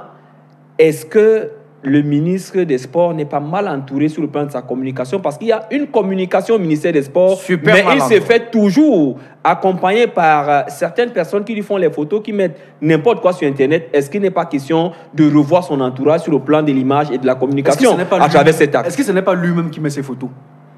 Parce que Massimo Lekombi, le ministre des Sports, a cette habitude. Et l'un des ministres qui communique le plus sur la toile. Effectivement, de se prendre en photo, mettre sur la toile. Et écrit. C'est une bonne chose. Il a l'habitude. J'ai présidé ce jour le coup d'envoi de. Mais ça peut se faire par les professionnels aussi. De la Coupe du Monde Cameroun. On ne lui refuse pas. Il le fait régulièrement. Non, c'est normal. Vous voyez, vous savez. Il tweet comme le président. On peut, effectivement, on peut avoir une cellule de communication. Mais il faudrait que l'autorité reconnaisse comment on dit ça, la prééminence sur le plan communicationnel de sa cellule. Si vous avez même un dirigeant qui, lui, se jette tout seul dans une communication, se précipite vers les médias, se précipite à faire des tweets, c'est difficile. Vous ne pouvez pas contrôler. La cellule même est prise de court. Et je pense que dans ce cas, le chef de la communication a voulu rattraper cette affaire, mais l'explication il a été maladroit. Elvis Christian Thiagué, qu'on sait ça déjà sur le terrain, on l'a vu au sein de l'excellence de la CAF, on l'a vu au stade Omnisport, à Mado Edjo et un peu de partout, sans technique de la FECAFOOT. Et cette première liste qui a été rendue publique il y a quelques jours, on note l'absence pour le match amical face à la Tunisie le 13 prochain du côté de l'ADS, on note l'absence d'Idriss Carlos Kameni, d'un certain Clinton Dié après la sextape. Est-ce qu'on dira que c'est une manière pour lui par rapport au moment difficile qu'il vit en club, et des joueurs comme Yaya Banana qui sont absents dans cette liste convoquée par l'entraîneur adjoint principal, comme c'est libellé sur la note de nomination, François Mambi, qui a signé au bas de la page cette liste des présélectionnés, on va dire la première pour la nouvelle ère qui s'ouvre à la tête de cette équipe des Lions Indomptables du Cameroun. Ça encore, c'est une curiosité camerounaise, parce que quelque part, tout le monde sait que de façon officielle, l'entraîneur n'a pas encore signé son contrat. Donc je ne comprends pas sur la base de quoi c'est son adjoint qui sort cette liste aujourd'hui. Parce que précédemment, lorsque l'entraîneur avait signé, c'était avec ses adjoints au niveau de l'équipe nationale du Cameroun. Bon, peut-être la nouvelle façon de faire du ministre Narcisse Moëlle Kombi, peut-être la nouvelle façon de faire de la Fédération camerounaise de football. Attendons juste de voir ce qui va se passer dans les tout prochains jours, parce qu'avec le Cameroun, on peut s'attendre à tout, et sauf à rien. Les surprises fusent de partout. Divine, déjà un blessé dans cette liste convoquée par l'entraîneur adjoint des Lions Indomptables du Cameroun. Yeah, before I go to that, I'll come back to the fact that, it's true, the ministry owns the national team, but I think the procedures they are doing is very, very wrong. Very, very wrong. Because in the text, it's true, the federation has a partnership with the ministry on certain issues concerning the national team, but the person we are supposed to see on the forefront of any contract, of anything concerning the national team, is the federation, not the ministry. And that is why of recent we had a letter from FIFA stating state interference in the business of the federation. Even though at present, the president of the federation, he has no choice. He responds back to FIFA and says, no, there's no government interference. But there we can see clearly, because the minister has no right to publish a decision dismissing the head coach. The minister has no right to publish a decision recruiting a new coach. It is the duty of the federation. Even if it's the ministry giving the coach, but it is the duty of the federation to appoint a coach, to sack a coach. So you see, that is where we have this inconvenience in Cameroon, where, we don't know what we are supposed to do at what time. The ministry can give a coach, but let the federation take the forefront. For example, you see a coach coming, there is no federation person with a coach. It is funny. On a vu personne, le président même n'était pas au Cameroun, il était en Suisse, après à Paris, après en Italie, à Milan. Mais le secrétaire général était à Yaoundé. On ne l'a pas vu à côté. Mais on a dit qu'il a participé à la commission. Donc ça sont des things. Où avez-vous déjà vu, dans quel pays avez-vous déjà vu un ministre des Sports qui négocie un contrat avec un entraîneur? Non. See, I've been involved in it. I've been involved in it. And you see, the last time I was involved in it, it is because some of us, we don't go to the media to say blah, blah, blah. No, we don't. But it was a whole masquerade. What happened? You could not have a coach in a hotel where we have discussed with the federation and everything is done, and the ministry comes and they cancel what you have done with the coach and they bring in a On a vu comment Tombi a procédé avec Hugo Bros. And they bring in a ministre n'est qu'arrivé pour la signature au Palais des Sports de Yaoundé. You see, so the ministry is supposed to let the federation carry out its duty. On a par exemple les Lions de handball qui n'ont pas pu faire le déplacement. Se pose des questions, est-ce qu'il n'y a que le football au Cameroun? Non, écoutez, c'est des fédérations, la gestion du football ou alors du ministère des Sports mérite d'être privatisée. Moi, je l'ai dit depuis la sortie de... Privatiser, vous dites? Il faut privatiser le ministère des Sports. C'est-à-dire qu'il faut mettre à la tête du ministère des Sports, il faut lancer un appel d'offres avec une exigence bien écrite en noir. Ne peuvent faire acte de candidature que des expatriés. Je m'explique. Ces gens croient que aucun Camerounais, génération 90, génération 2000-2002, ne peut entraîner les Lions indomptables du Cameroun. Et ils ont démontré dans leur gestion du ministère des Sports jusqu'ici 1000 incompétences. Ça veut dire qu'on devrait aussi leur refuser le droit de gérer ce ministère et le faire gérer par un expatrié portugais, français. Absolument. Prenez que vous voulez. Mais écoutez, il faut qu'on arrête de fonctionner ainsi. Il faut arrêter Beaucoup s'attendaient à la nationalisation de ce banc de des gens pour la Kono ici, nous avons de Marie Soumog, nous avons de François Mambik, Jacques Songo, Thomas Kono, nous avons plein de garçons qui ont un bagage, Bauken le père, qui ont un bagage et qui peuvent tenir cette équipe nationale. Pourquoi on ne la donne pas? Ok, aujourd'hui ils ont décidé de prendre un entraîneur. Sur le motus qui a commandé sa venue, écoutez, la fédération et le ministère ont décidé de travailler ensemble. Ils ont mis en place un comité qui réfléchissait sur le choix du coach. Et je pense que c'est ce comité qui a fait le choix du coach avec le secrétaire général de la Fédération camerounaise de football. Maintenant, pourquoi est-ce que le ministère a été pressé de l'annoncer? C'est ça. Non, je pense que sur le plan administratif, étant donné que le ministre des Sports était le superviseur des travaux, à la fin, on lui remet la copie et il a rempli. Est-ce que vous ne cherchez pas l'excuse? Non, je ne cherche pas l'excuse. Maintenant, la fédération a accompagné cette communication, sauf que dans le cadre des images que nous voyons dans soit la chambre, soit une suite, il y a un problème. Il y a un problème de gestion de l'image du ministre. Moi, je dis, si on a fait ces photos-là, écoutez, ils ont commencé à dire, ce n'est pas un contrat.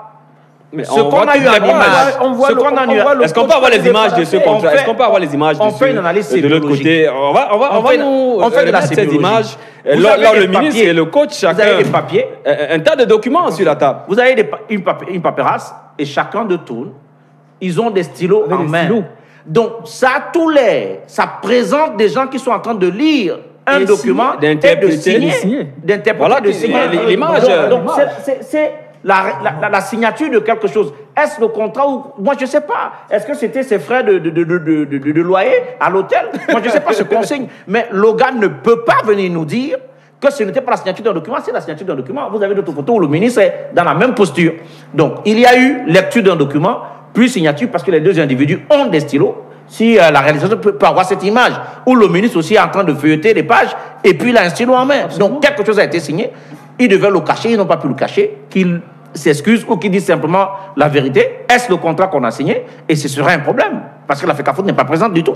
La FECAFOOT qui devrait rendre officielle cette nouvelle... Même si elle va endosser, parce qu'ils sont dans un mariage de mauvais, qui veulent simplement s'entendre pour les prémats. Dans cette image que vous avez demandé, il y a Dissakem Barga, qui est l'IGS, c'est lui qui chapeautait cette commission. Qui est assis à côté et on a vu l'entraîneur tout à l'heure, on a vu accompagné de son manager. Actuellement, c'est le ministre à côté. Le ministre qui permet qu'on le filme pendant qu'il a le stylo, qu'est-ce qu'il est en train de faire? Elvis Christian Thiagé, parlons. C'est Abrim, le Chan s'approche à grands pas.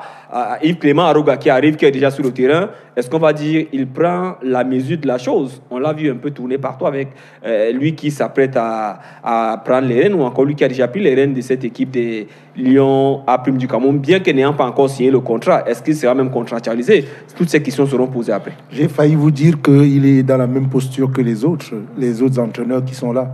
Sauf que je pense qu'il est un peu plus conscient du travail qu'il aura à faire. On l'a vu tout à l'heure sur vos images.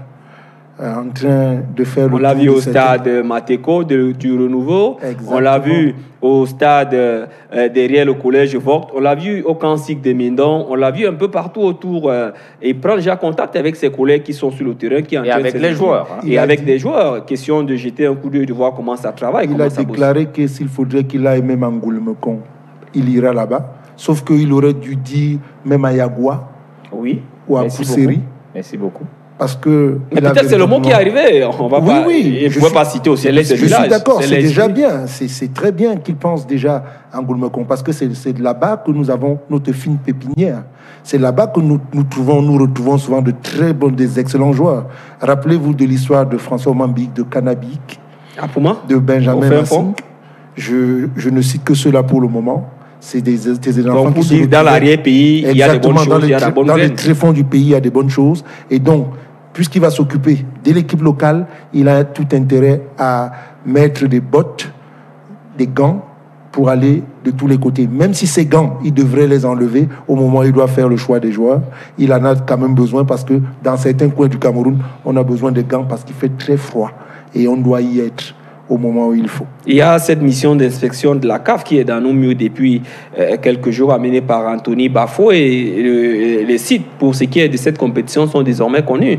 On aura Yaoundé, Garoua, Bafoussam, si m'en abuse, et Limbé. Et voilà, pour ces 4 sites qui ont été choisis, Anthony Bafo est là, mais l'entraîneur est déjà sur le terrain, Christian Dimadé.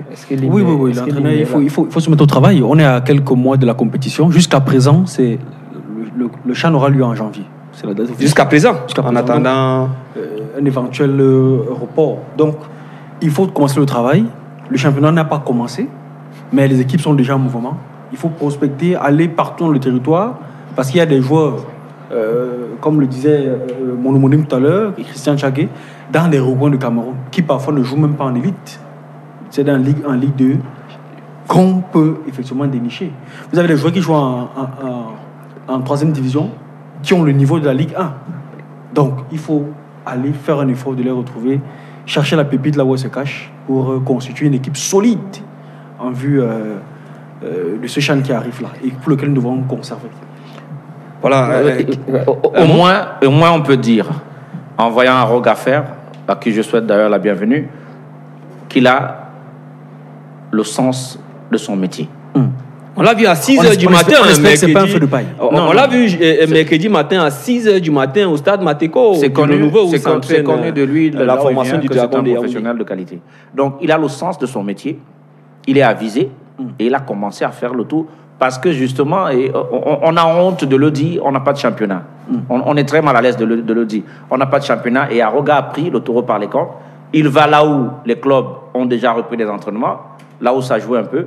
Il rencontre les dirigeants, il rencontre les joueurs, il se fait connaître. Et puis, petit à petit, il va commencer à constituer un petit fichier pour savoir que j'étais à un entraînement en Goulmekong, j'étais à un entraînement à Nyom, j'ai pu voir 2 garçons qui sont intéressants. Je vais voir si je fais une pré-liste. Ils vont peut-être venir en stage et je vais tester pour voir ce que ça donne en attendant que j'ai un championnat et qu'on ait plus de garçons qui ont les jambes. Ce n'est pas mauvaise approche. C'est déjà très bon. Parlons un peu en une prise de parole. On nous signale de l'autre côté que c'est pratiquement terminé, mais en une prise de parole de cette crise entre la FECAFOOT et la Ligue de football professionnel du Cameroun, la FECAFOOT qui reprend progressivement la main. On annonce la Super Coupe au stade Kouekon de Bafoussam le 13 octobre prochain entre UMS et Lyon Blessé Foutouni, vainqueur de la Coupe du Cameroun et vainqueur du championnat de Ligue 1 au niveau du Cameroun. Mais du côté de la Ligue professionnelle, le général Pierre Semengue n'abdique pas. Il attend le verdict des tribunaux. Dans cet état de choses, est-ce qu'on se dira on est dans un carrefour au Cameroun dans ce qui est de cette discipline qui est le football, Elvis Christian Tchagué? On se dira que les Camerounaiseries continuent simplement. On se dira que les uns et les autres n'aiment pas le professionnalisme et la professionnalisation du football. On se dira que les gens tiennent à l'amateurisme avec lequel ils gèrent le football simplement. À Christian Dimadé, aux côtés de cette crise, même dans les clubs, ça ne va pas bien. Le canon de Yaoundé, il y a la FECAFOOT qui pousse de certaines fractions. Il y a Pierre Omélène qui a souffert derrière l'équipe, sa bagarre, sa bataille. C'est très compliqué chez nous en ce moment. C'est traditionnel, je voudrais vous dire. Tous les débuts de championnat sont animés par une petite scène de comédie que nous produisent en général soit le Tonnerre de Yaoundé ou alors Canon Sportif. Le canon a 2 équipes aujourd'hui. En semaine, je n'ai pas suivi la suite, mais en semaine, J'ai lui dit que jeudi dernier, c'est-à-dire il y a 48 heures, les équipes, toutes les fractions étaient regroupées lors d'une assemblée générale pour essayer de laver le linge sale. Bon, j'espère que de cette assemblée générale-là a sorti des résolutions qui vont permettre au club d'évoluer sereinement. Divine, cette crise qui perdure, ça vous met en difficulté, vous qui êtes un intermédiaire, décembre s'approche pour cette phase qui sera ouverte peut-être pour placer les joueurs à l'international. Yeah, it's a disturbing situation, and I don't know why it's always Canon, it's always Lausanne, it's always Tonel. I don't know why. When Canon was in Elite 2, we had no 2 factions, but they have gone to Elite 1. Now 2 factions are coming in. It's a difficult situation, and I think the federation is trying to put football in place for football to play. And I think it is important that we go back while football is playing. We go back to sit and look at our text, which we are putting in respect of professional football in Cameroon, because you can't talk about the professional football in Cameroon. You don't have a sponsor, you don't have a TV right, you don't have... Il y a ces 72 millions, on va les mettre dans quel cadre qui ont été donnés par la FECAFOOT il y a quelques jours? FECAFOOT might say it is own part of the subvention they used to give to the league, so that is what they have given to the league. 410 millions. Yeah, so you see, they might come into that is the subvention they used to give to the league that they have given to the clubs.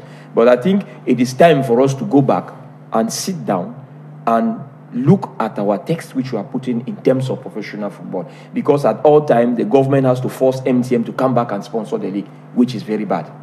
Un dernier mot pour ressortir sur la question. Écoutez, la fédération est productrice du mal. Ce qui arrive avec les canons, c'est que le canon de Châtelain-Kono de Womé aurait été parmi les équipes qui ont dit qu'ils ne voulaient pas trop la FECAFOOT et donc, leur argent. On doit les écarter. Et donc, on peut les écarter, on crée des équipes bis. Maintenant, sur la question entre la Ligue et la Fédération, écoutez, on a des affaires pendantes devant les juridictions spécialisées. Ça, ce n'est pas un problème. Elles vont se vider certainement la semaine qui vient. Mais je pose une question fondamentale. Étant donné que cette fédération, par sa commission de recours, a dit il y a quelques jours que le championnat organisé par la Ligue n'avait pas été annulé, n'avait pas été homologué. C'est eux qui doivent homologuer. Alors, je pose une question simpliste. C'est pour ça qu'on s'est interrogé. Est-ce qu'on va vers un club? Je pose une question simpliste. C'est une bonne sortie. Moi, je ne veux même pas parler des clubs. Ils disent qu'ils organisent le 13 prochain la Supercoupe. Sur quelle base? Ont-ils homologué l'équipe qui va se définir comme champion? Bon, moi, je ne comprends pas ce que ça veut dire. Il y a AS qui doit rejouer, il y a PWG qui doit descendre. Il y a, par exemple, New Star qui communique déjà sur son maintien en Ligue 1. En termes simplifiés, au lieu d'aller dans du droit. Est-ce que c'est un mariage incestueux qui va exploser de moment? Ce n'est pas simplement un mariage incestueux. Ces gens sont des ennemis du football. Il faudrait que la vraie famille du football ou l'État mettre tous ces gens de côté. Moi, je suis vraiment pour une... la récréation. Écoutez, je suis pour une dissolution de toutes ces affaires. 2 ans. On réfléchit et comme ça, on aura de nouveaux dirigeants parce que tous ceux qui sont là actuellement sont oiseux et criminels. Et donc, on ne peut pas s'en sortir. Ils ont tellement des intérêts, des atomes crochus quand il faut parler d'argent et quand il faut parler véritablement du football, de son management. Personne ne pense à cela et les garçons sont jetés en partie comme ça. On n'a rien. Et le football est l'une des choses au Cameroun qui unit le plus.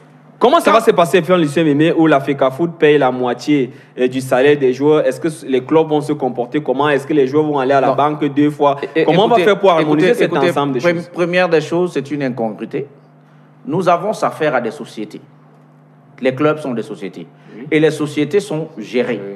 Oui, qu'est-ce qu'on leur a demandé à ces sociétés-là? De produire des comptes de premier ordre pour les joueurs. Parce qu'on va être sûr qu'ils vont pouvoir virer l'argent qui leur est donné. Et l'argent qui leur est donné en subvention, notamment par l'État, a pour vocation de payer les joueurs. Ça veut dire entraîneurs et footballeurs. Oui. Pas que la FECAFOOT le fasse directement. Je pense que dans la crainte du mauvais management, la FECAFOOT qui refuse que les clubs se structurent, elle est obligée de virer elle-même directement les salaires, ce qui est un problème pour les employés directs des joueurs, que sont les dirigeants de ces clubs-là. Donc, il faut sortir de tout cet embrouillamini pour que la lumière jaillisse. On va vous dire infiniment merci, Franck Lucien Mémé. Infiniment merci à Diva Mouroum. Merci Christian Dimadeu. Merci à Elvis Christian Thiagué pour l'honneur que vous nous faites ce matin. La plus belle femme du monde. Ne pourrons que donner ce qu'elle a. On rentre en gare. Ce programme rentre en gare. On prend rendez-vous. Nous sommes sous le charme de pour votre la prochaine édition. Ils étaient nombreux qui nous ont accompagnés, les juniors de son. De l'autre côté, William Kamga était là, Dieu béni Bangala. On pense à Marina Kokvina, Gabriel Messina qui travaille jour et nuit au niveau du service de sport de la radio et de la télévision HTV. J'étais fils d'année indien pour vous servir. Gardez la H attitude. Bon week-end, portez-vous bien et on se retrouve au prochain numéro. Ciao!